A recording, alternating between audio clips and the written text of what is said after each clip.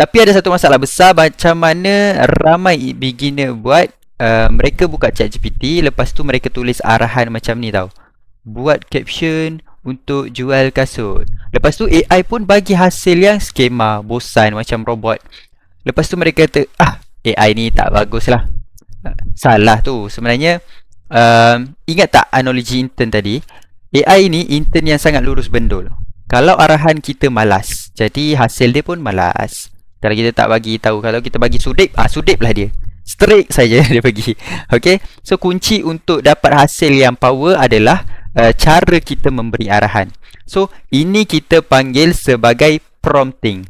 Ni enter a prompt for Gemini. So pemberian arahan ni kita panggil prompting. So kalau kita selalu dengar orang cakap, pergilah prompt macam ni, prompt macam ni. So itu adalah maksud dia, arahan yang diberikan pada AI untuk dapat sesuatu hasil lah.